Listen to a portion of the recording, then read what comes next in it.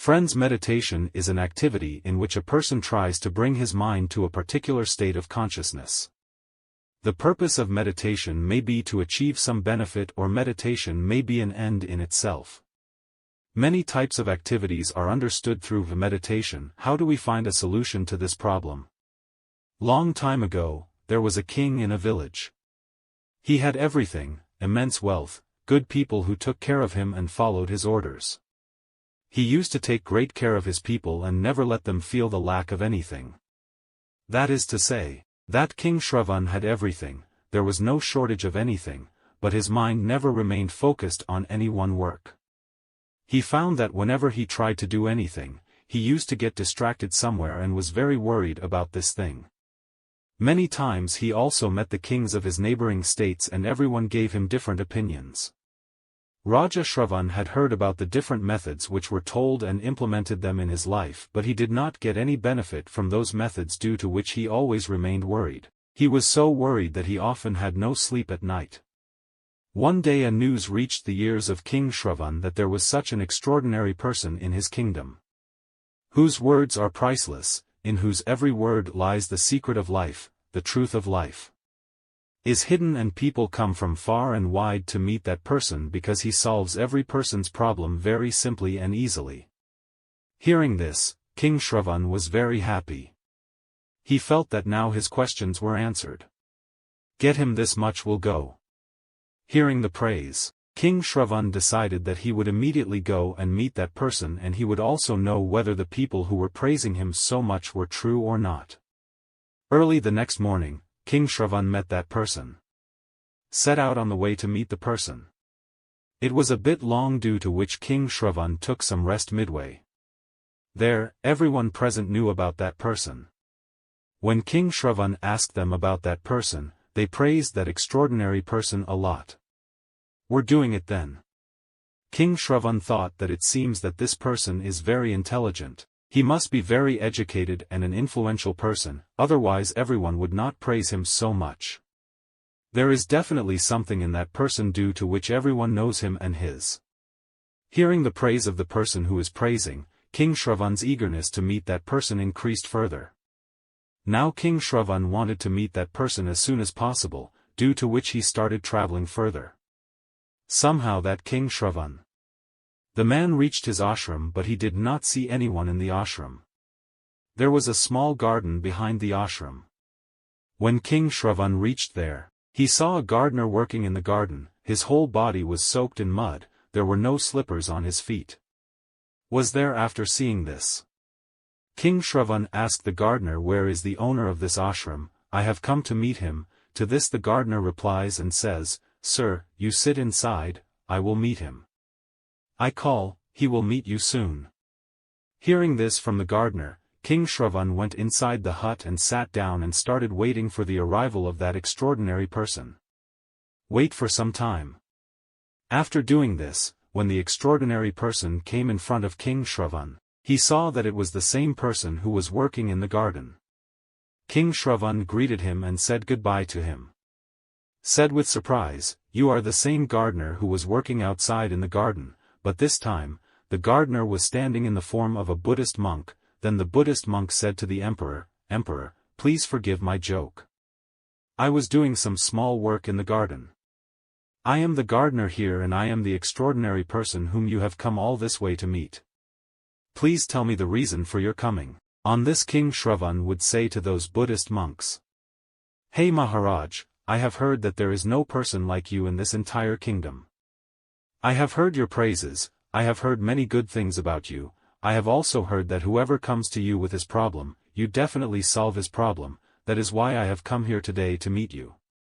And I want to listen to sermons from you, but I have a doubt in my mind on this. Buddhist monk says to King Shravan, what kind of doubt? On this King Shravan says, I have seen great scholars. I have seen great scholars whenever they walk, they have different types of knowledge, they have books. There is definitely some sign that shows that they are knowledgeable people, but you neither have nor have any books of knowledge.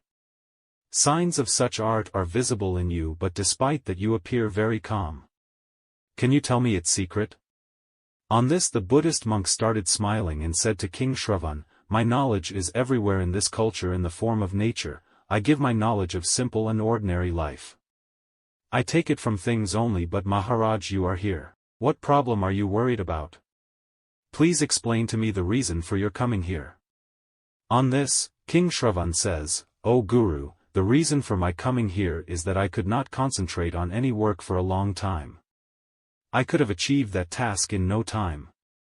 I am wandering, please tell me the solution to my problem. I am very worried about this." The Buddhist monk understood the concern of King Shravan and said, "Maharaj, I have understood your problem, you are not able to concentrate on the work. I will give you one. I can tell you the solution, but you are a little late today. Meet me tomorrow morning, morning time will be good. When you meet me tomorrow morning, I will answer all your questions." Saying that I will give you the answer, the Buddhist monk returned back to his garden, and so did he. Returned back to his palace, but King Shravani couldn't sleep the whole night just thinking about this. I thought, what is the Buddhist monk going to tell me? He appears to me to be an ordinary gardener, but the way his mind was calm, the way he appeared calm. It is very surprising that King Shravan remained lost in these thoughts throughout the night. The next morning, just before sunrise, King Shravan returned to the ashram. There, Buddhist monks were already present. As soon as King Shravan reached there, the Buddhist monk placed a small jug of water in his hand. They stop and say, "Take it and plant it. But pour water slowly, and while doing this, you have 16 plants in front of you. You have to keep pouring water like this, but while you are doing this action, keep one thing in mind, that you should not do anything else during this time. There is nothing to think about, nor should your attention deviate anywhere when you water these plants. If you are giving, then your entire attention should be only on these plants. If in the meantime, any thought comes to your mind, then stop there and then again start watering from the first plant, and when you listen to me, do the same in the same way. All these 16 plants. Then you will come to me and I will answer all your questions. I will tell you that King Shravan had never done any such work till date, and to King Shravan this work seemed very small. King Shravan was going to do such a work for the first time. With that water jug, first look at the plant very carefully. He watered the plant and then proceeded towards the second plant. He watered the second plant very carefully and then he watered the third plant. As soon as he had started, different kinds of thoughts started arising in his mind. He started remembering the garden of his palace, where different types of things were there. There were flowers and different types of plants were growing. Then suddenly King Shravan heard about those Buddhist monks. I remembered that if any thought arises in the mind, then again I have to start watering from the first plant and immediately near the first plant. He reached back and watered the first plant again. He watered the second plant again. Carefully as he watered the third plant, the plant came to his mind again in many ways. Thoughts started arising. This time he was thinking that I don't know what would be happening in the empire without me, and this time King Shravan started getting very angry. I thought, why I am not able to do this small task. He immediately again reached near the first plant. This time he watered the first plant very carefully and also watered the second plant very carefully, doing so. This time Raja Shravan is almost there. He had already watered 5 plants very carefully, but this time as soon as he started watering the 6th plant, seeing that water, thoughts of a river started arising in King Shravan's mind, and King Shravan was now very upset. As often as he plants, every time he tries to give water he fails. The more disturbed his mind became, the more he became angry at himself. King Shravan knew very well that those monks were testing him. He was very intelligent, that is why he killed those Buddhists. To follow all the rules of the monks. The emperor considered it necessary. No matter how many times he tried, every time he failed, his mind became more and more disturbed. He always found himself entangled in some thought or the other. While doing this, it was already time from morning to evening, but till now King Shravan had not been able to water all the 16 plants. When the Buddhist monks returned back to the ashram in the evening, they saw that King Shravan was tired and defeated. Is sitting doing it. And while he was busy in various matters, the Buddhist monk approached King Shravan and said, "O King Shravan, I am very happy with your honesty and you have completed your task. I tried my best to do it with full heart and dedication, therefore listen very carefully to what I am going to tell you and try to understand it. When our mind becomes empty of thoughts, then the true nature of the mind can be seen. Then even the simplest work gives us knowledge and peace." On this, King Shravan said to those Buddhist monks. He says, "O Maharaj, how is this possible? Whenever I do any work, many types of thoughts arise in my mind and I remain trapped in those thoughts. I don't see any way out from there." That's why the Buddhist monk started smiling. He said to the king, "O Emperor, you were not watering the plants, just finish your work as soon as possible. You wanted to do this, the thought was arising in your mind that you should water these 16 plants as soon as possible and after that you can meet me and get the answers to your questions from me. For some reason, this task seemed like a burden to you. It seemed as if I had placed a big burden on your shoulders. And that's why you couldn't stop yourself in this moment. When the work in front of us seems like a burden, we just want to finish it somehow and that work. While doing this, we are not able to give our full attention to the work, but if you could understand the importance of this moment, you would be able to give importance to it and pay attention only to the plants and water. So no thoughts can bother you." On this King Shravan says, "O Maharaj, I understand what you are saying, that I wanted to finish this work as soon as possible and meet you, that is why my mind is completely focused on this work. Couldn't figure it out but this one. It is very difficult to live in the moment we are living in. Do I have anyone for this?" On this the Buddha and the monks once again started smiling and said to King Shravan that the peaceful mind which you are searching for is already there. It is already present within you, you don't have to go anywhere for it. There is no need nor do you need to go somewhere quiet. For this, something important is to pay attention to your breathing, hence pay attention to your breath. Learn to give.